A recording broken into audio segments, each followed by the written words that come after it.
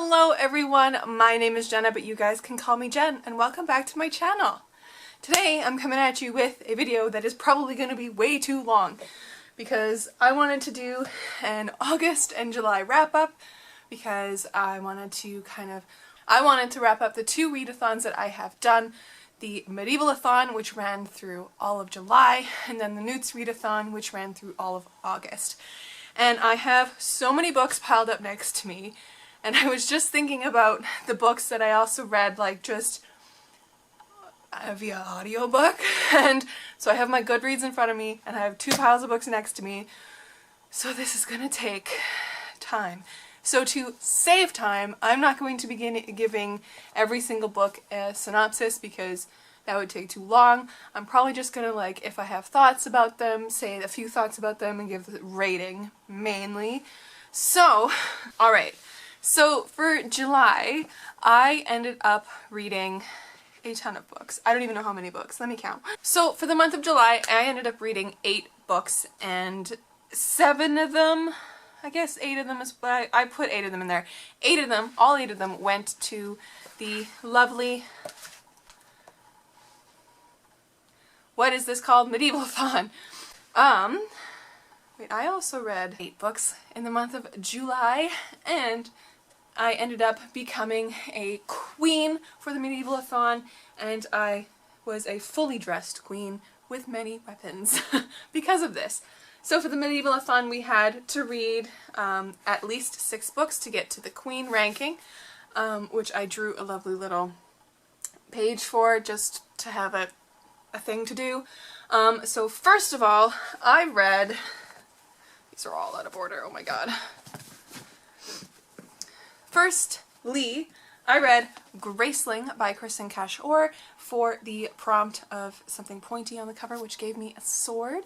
And for Graceling, I gave it 5 stars, and it was a fantastic book. I also read this during the first, basically, Brit 24-hour readathon, so I read this in one day, which was great, and yeah, 10 out of 10. This book was really, really good. The next book I read was I Owe You One by Sophie Kinsella, and I counted this as my cloak for Medieval-A-Thon because there is red on the cover, a little girl here in a red dress. This is my absolute favorite Sophie Kinsella book. I actually listened to this on audiobook, and when I saw this at the thrift store, I had to pick it up because I needed a physical copy of this book. It is one of my absolute favorite contemporaries I have ever read. It's so good. And this one I also gave 5 stars. The next book I read was actually another audiobook, and it was The Dream Thieves by Maggie Stiefvater, and I adored that audiobook, and it set me on a love for this series. I have yet to read the 3rd and the 4th in the series, but I'm planning on doing that in September because Books and Lala is doing is hosting a massive readathon for the Raven Cycle, which is really cool. But that one was incredible, and I also gave that one 5 stars. And that one counted for the daggers prompt because it has an assassin in it, so it worked. The next book I finished in July, because I believe I was reading this one for a long time, is The Clash of Kings by George R.R. Martin. This is the 2nd book in the Game of Thrones series, and this one I gave 5 stars because it was fantastic, really enjoyed it, and I'm looking forward to picking up the 3rd book in this series either in September or October, and restarting my read of the Game of Thrones, not restarting, but continuing my read of the Game of Thrones series. This one counted for crown because the crown prompt was having characters fight for the crown, and that's literally what this entire series is about, is fighting for the crown, so it was really great. The next book I read was my book club pick of the month with my friends, and that was Good Omens by Neil Gaiman and Terry Pratchett, and this was a fantastic read as well. I ended up giving it, I think, 4.5 out of 5 stars, if I'm not mistaken, because it just, it wasn't a 5-star read for me, but it was still a good read, you know? But this one counted for the Medieval-A-Thon prompt of leggings because I counted it as the thick paperback because to me this is a pretty thick paperback, but it was really good. And if you guys are into like a really satirical kind of super enjoyable time, pick this one up. It's great. The next book I picked up was also an audiobook, and I picked it up specifically because I had the paperback at home waiting for me, and it is another Sophie Kinsella. It is I've Got Your Number, and it is also my least favorite Sophie Kinsella that I have read because it caused me so much stress, and it's just the secondhand embarrassment is real with this one, but it was kind of secondhand embarrassment that you want to see how she gets herself out of it. So this was good, and this was also for the breastplate prompt because I needed to read a shiny book, and this one, as you can tell, is very shiny. This one I think I gave either 3 stars or 4 stars. 3.5 stars, that's what it was. But yes, this was also, it was good. It just caused me a lot of stress. The next book I picked up was Aragon by Christopher Paolini. This one was fabulous. I cannot believe that I didn't read this one sooner, to be honest with you. The world and the dragons and the characters of this feel to me a lot like the Lord of the Rings world, but in a little bit more of an approachable way, and a little bit of a simpler way, of course, because no one can match the prowess of George R.R. Tolkien. J.R.R. Oh my god. Jert. We're just gonna call him Jert. Nobody can match the prowess of Jert, okay?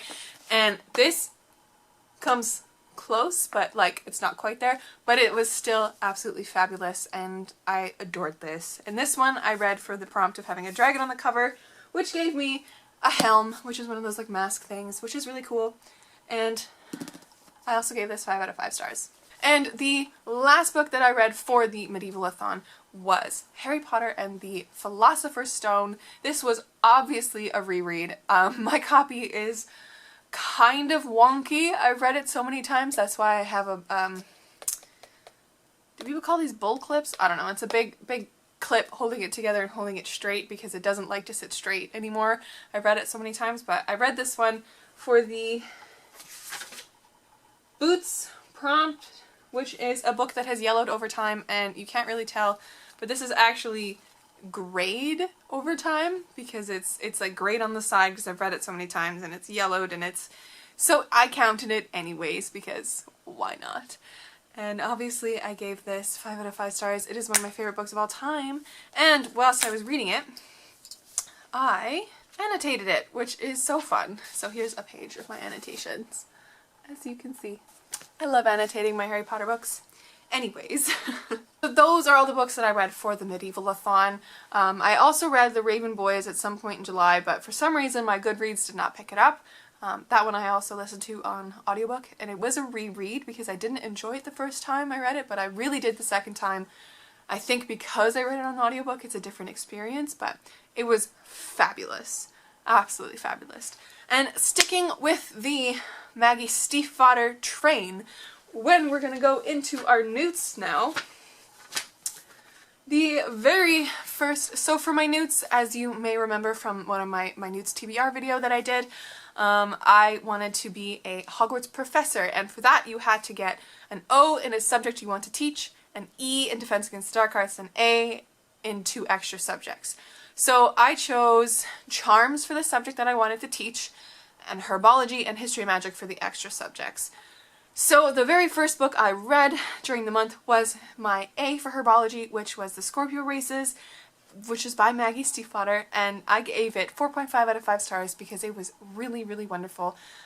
It was, for the prompt, Mandrake, put your earphones on and listen to an audiobook, so I listened to it on script, and it was, like, it was great. It seems to me like the perfect audiobook to pick up in like the October-November season because it's set then and it's kind of like misty and it's on a beach and it's cold, you know, it's got that beautiful atmospheric writing that Maggie Stiefvater has, so definitely consider it if you're looking for a new audiobook this fall.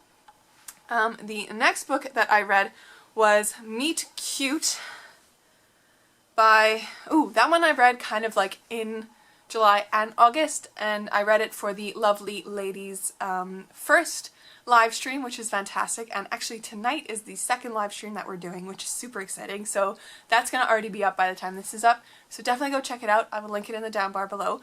We have read Waiting for Tom Hanks, which is later on this list, but for August, for the August book, or what I read during July, but I finished it in August, was Meet Cute by Helena Hunting. That one I gave only 3 stars because it felt kind of like 2 books in one. I don't know. You can go check out the other live stream that we did for that one. I will also link that one down below for our full thoughts because all of us kind of felt the same about it, which is nice. That one didn't really count for the NEWTs because it wasn't on any of my TBR list for that. But the second book that I read for the NEWTs was Percy Jackson and the Lightning Thief.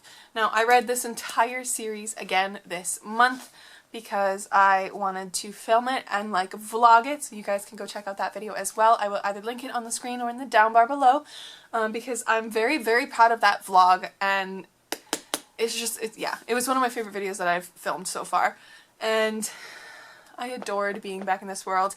So I read all of these. So this one counted for my E in this one counted for my E in herbology, which is read a book between 350 and 390 pages, and this one hits right at 375. So I did this, and then because I was doing this Percy Jackson video alongside the NEWTs, I didn't count any of the other books on my NEWTs except for the first and the very last one, because Percy Jackson and the Last Olympian counted for my Defense Against the Dark Arts A, which is a book that's black under the dust jacket, and it is a completely black hardback book. So I read that one for that one. But to get to that one, I had to read the rest of the series, and so that was super exciting to be able to do that, and I adored these books so much. And then it sent me on a Riordan binge because I read all of those books almost back to back, and then I read The Lost Hero, which counted for my History Magic A. I read this one later in the month than these, obviously, but I adored this one as well. This one I gave 4.5 out of 5 stars, and okay, so for the Percy Jackson ones, I gave this one 5 out of 5. I gave Sea of Monsters 5 out of 5. I gave, hold on, I have them here. Okay, no, I gave Sea of Monsters 4 out of 5. I gave Titan's Curse 3.5 out of 5, Battle of Labyrinth 5 out of 5, and The Last Olympian 5 out of 5. So those are all my ratings for the Percy Jackson books, but I adore those books so much. Okay, I'm a little out of order now. I also read V.E. Schwab's Shade of Magic, which is a graphic novel. The first one, The Steel Prince. I read this for the prompt of my E in Charms, which was, I forgot to mention Waiting for Tom Hanks before that, but that's fine. It showed up earlier than Waiting for Tom Hanks in my Goodreads. It's fine. This one I gave 3.5 out of 5 stars because it was enjoyable, but didn't really hit me in any way. But yes, I read this also during the second, basically 24-hour readathon. I read this. I finished the Battle of the Labyrinth. I read and completed Waiting for Tom Hanks, which we are talking about in the Lovely Ladies live stream tonight, which I gave 5 out of 5 stars. It was fantastic, but make sure to check out that video for more of my thoughts. And in the 24-hour readathon, I also read like halfway through the 5th Percy Jackson book, which was a very, very productive vlog, let me tell you that. I also randomly one day decided to listen to And Then There Were None by Agatha Christie on Scribd, because it is narrated by Dan Stevens, who plays the Beast in Beauty and the Beast, the new live action, I guess it's not new anymore, but the live action movie, and it was fabulous. I gave that book 5 out of 5 stars. Just the way that Christie knits together her story and her writing, and it's like it keeps you guessing from beginning to end because you know they're all gonna die, but it's like how are they gonna die and who's actually behind it, which was really, really cool. By the end of it I was like, whoa, no way. It's just great, and I adore crime novels that do that to me. But that was a complete audiobook, and it was a really fast audiobook because it was like a 6-hour long audiobook or something. It was great.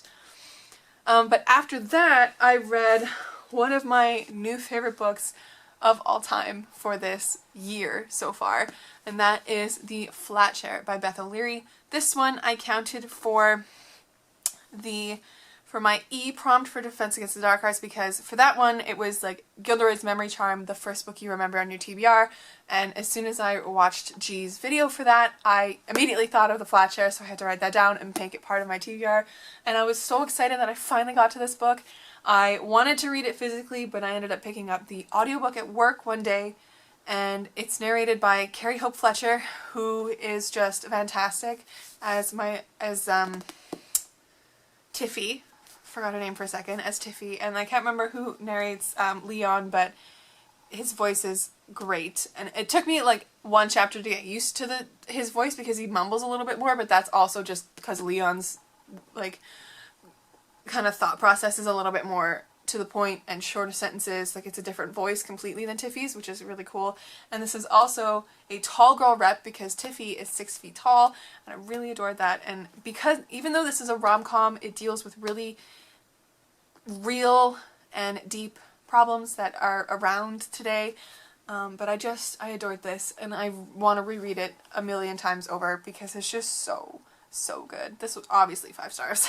And then I listened to The Right Swipe on Scribd, which is a new release. It is a rom-com written by Alicia Rai. And it was good. I gave it, I think, 3.5 out of 5 stars because it's not like my ultimate favorite rom-com that I've ever read, but it was good, and it had good POC rep, and it had a good ending. And it was enjoyable, so 3.5 out of 5 stars. And then I read Eldest by Christopher Paolini, and this one I didn't count to anything on my notes because it was a book that I started back in July and I just didn't get through it. But again, same with Aragon, this one was just fabulous, and the world is fantastic, and it just keeps getting bigger and bigger and bigger, and the world just captivates me, you know? Fantastic. I gave this one 5 out of 5 stars. And then I read Princess Bride by William Goldman. This one is the book club pick of my friends and I for August. And this one I didn't enjoy nearly as much as I wanted to. I'm actually kind of disappointed with it, but I don't know. I gave this one 3.5 out of 5 stars because it was just, it's a arguably good book because it's so, like, it's a satire, and it's just like framed in like a really meta narrative, and it has a place in like classic kind of range in my head, even though it's not written in the same like classic veins as, like, you know, Jane Eyre and all that kind of stuff. But it's just, I don't know. I wanted to love it more than I did. And I wanted it to be something that I thought it was, but it didn't end up being at all, so it's fine. But yes, this one I read for my O in Charms, which gave me my full Charms class that I needed. And then I also at some point read Chamber of Secrets during these 2 months. I can't remember when because my Goodreads is also not picking that up, which is odd. But this was just amazing. And again, I went through it and I annotated it. I actually haven't finished annotating it because I listened to the last part of it on audiobook instead, just to finish it, and I didn't have my book with me at the time. But I also annotated this one, and I'm trying to find a good part to show you here. So I also doodled in my books, and I did a little doodle of Jim Kay's Dobby, because I just wanted to, and obviously 5 out of 5 stars. And then the last book, we have made it through this absolutely massive list. I don't know how many books this is, but it's a lot. The last book that I read is Harry Potter and the Prisoner of Azkaban. I read the illustrated edition, and this was my last book for the NEWTs. I didn't need to read this because I already had my A in herbology. I had an E in herbology. I had an A in history magic because I read The Lost Hero for that one. I had an O in charms, and I had the E in Defense Against the Dark Arts, but I had this as the O if I wanted to get to it in Defense Against the Dark Arts, which I did, and obviously I adored this book. This is one of my favorite Harry Potter books there is, and it is actually my favorite Harry Potter movie as well. I just think the adaptation is beautiful. It's beautifully shot, and it's fun. It's a great movie. I know a lot of people don't like that movie as much as the others, but I love it. But this specific illustrated edition was just gorgeous, and I adored. This is the first time that I've actually been able to read one of the illustrated editions all the way through, so it was really, really fun to get to this and to read this copy fully. It was so magical. Anyways, friends, that's it for all the books that I read in the months of August and July. I'm actually going to start doing more monthly wrap-ups if I actually have enough books that I've read during the months. And I'm excited about it because instead of just doing a recent reads or like doing something like this where I'm like, I've read so many books and I have to wrap them all up because of the readathons, and then I just sit here for an abnormally a long time just talking about books that I've read already. But I really hope you enjoyed watching this video. Tell me down below what your favorite book of the month of July or August, or just recently that you've read, has been. I think mine is The Flat Chair by Beth OLeary, and then the illustrated edition of Prisoner of Azkaban. I think these two are my absolute favorites of the month, although I did read a ton of fantastic books this month because apparently July and August were just fantastic books. Like a book reading month, you know, which is fantastic for me. I've said the word fantastic so many times in this video. I'm sorry. Anyways, guys, make sure to subscribe down below if you haven't already. I make bookish videos, I do reading vlogs, and I also do AuthorTube videos as well. You can check all those out in my channel if you like. Make sure to like this video if you care to do so, and I will see you in another video soon. Make sure to stay kind and keep on reading. Bye, guys!